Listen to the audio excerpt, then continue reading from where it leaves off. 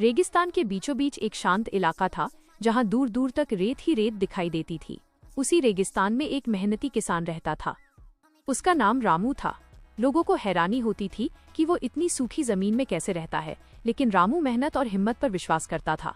रेगिस्तान के पास ही एक छोटी सी नदी बहती थी। उसी नदी के किनारे रामू ने अपना खेत तैयार किया था। रामू ने मिट्टी को सुधारने के लिए दिन रात मेहनत की। वो नदी से पानी लाकर खेतों की सिंचाई करता, खाद डालता और बीज बोता। कुछ समय बाद वहां हरी भरी फसल लहलहाने लगी। रेगिस्तान में हरियाली देखकर लोग आश्चर्यचकित रह जाते थे। उसी खेत के पास एक कबूतर भी रहता था। उसने किसान के घर की छत पर अपना छोटा सा घोंसला बना रखा था।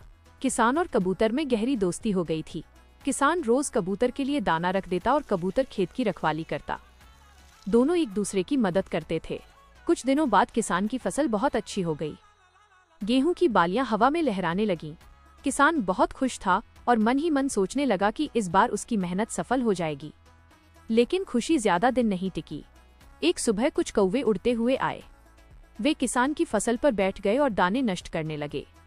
किसान ने उन्हें भगाने की बहुत कोशिश की, लेकिन कौवे चालाक थे। जैसे ही किसान पास आता, वे उड़ जाते और फिर लौट आते। धीरे धीरे फसल खराब होने लगी और किसान परेशान हो गया। ये सब कबूतर देख रहा था। उसे अपने दोस्त किसान की चिंता हुई। अगले दिन जैसे ही कौवे फिर आए, कबूतर जोर जोर से फड़फड़ाने लगा। वो ऊंचाई से उड़कर कौवों के चारों ओर घूमने लगा और तेज आवाज करने लगा।